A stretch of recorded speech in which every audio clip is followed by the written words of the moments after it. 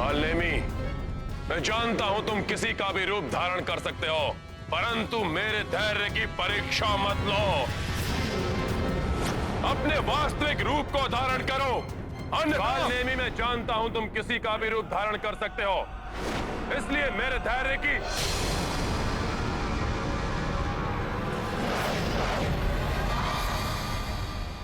ना ना ना ना ना ना ना ना। अरे इतना क्रोध मत कीजिए महाराज लंकेश। मैं तो तुच्छ सा मायावी राक्षस हूँ। मैं आपके धैर्य की परीक्षा कैसे ले सकता हूँ? मैं तो बस यूं ही अपनी मायावी शक्ति का प्रदर्शन कर रहा था। तुम्हें अपनी मायावी शक्ति का प्रदर्शन करना है ना? मैं तुम्हें एक उचित अवसर दूंगा। छल, कपट, माया, मोहन, उच्चाटन, वशीकरण, जो चाहो सो प्रयोग करो तुम, किंतु इस समय तुम्हें विवश करना है उस तुच्छ वानर को कि तुम्हारी माया में फंसकर वो कालकूट जैसे महाभयंकर विष को ग्रहण कर ले। उसका अंत करना है तुम्हें। हो जाएगा, आपका कार्य हो जाएगा, किंतु इसमें मुझे क्या लाभ होगा? पिताश्री, ये स्वयं को कुछ आदि की योग्य समझ रहा है। छोड़िए इसे, मुझे आज्ञा दीजिए। मैं अभी जाकर इस वानर को समाप्त किए देता हूँ। हाँ लंकेश, उस वानर के जैसी माया तो मैं भी रच लेता हूँ। मैं भी जाऊंगा युवराज की सहायता के लिए। उचित है, यहाँ मेरी क्या आवश्यकता है? मैं जाता हूँ। रुको कालनेमी।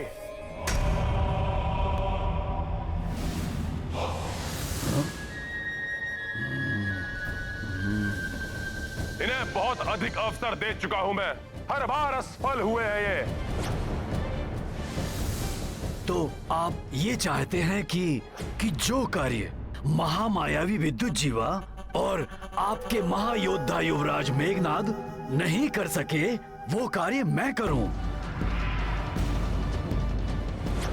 और जहां तक मुझे ज्ञात है कि आप स्वयं भी तो महाबली वानर से तो समझ रहे हैं ना आप कि अगर मैं आपका कार्य कर देता हूं तो मेरा भी तो कुछ लाभ होना चाहिए ना।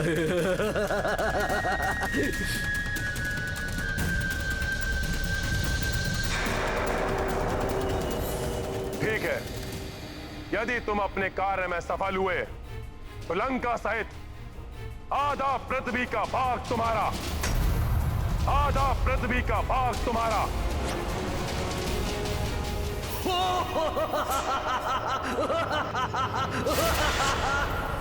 अब कार्य करने में आनंद आएगा।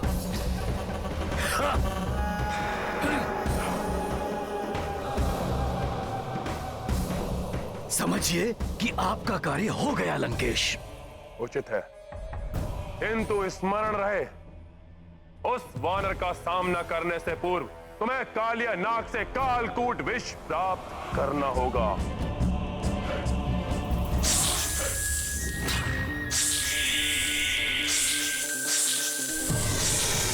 ना ना ना ना ना ना, आप उसकी चिंता मत कीजिए लंकेश। मैंने कहा ना, आप अपना कार्य पूरा हुआ ही समझिए।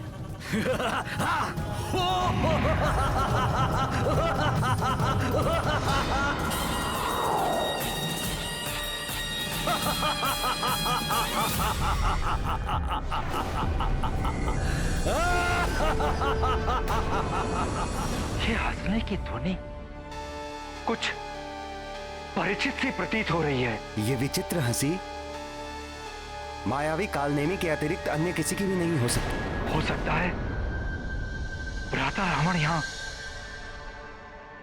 बचे हुए जीवित योद्धाओं को समाप्त करने के लिए उसे भेज रहे हैं, या कदाचित हनुमान जी को रोकने के लिए।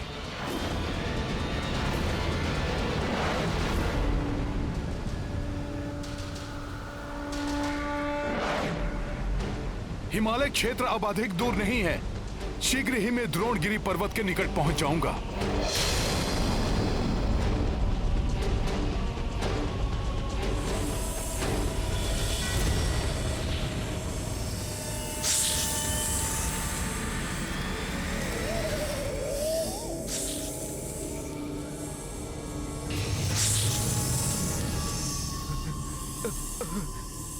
सपेरे,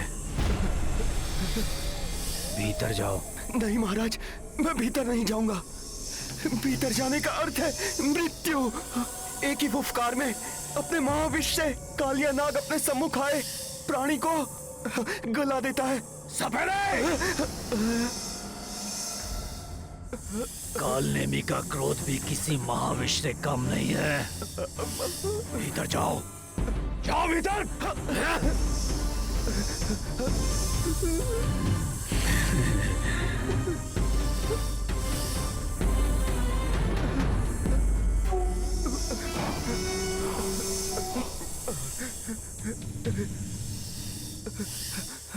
सपेरे, चलो भीतर।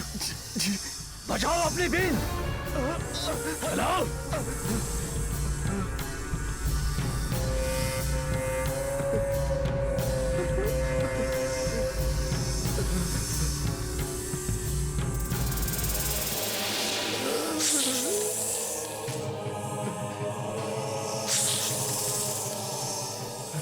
बीन बजाओ सपेरे, बुलाओ कालिया नाग को हमारे समक्ष बुलाओ। बीन बजाओ।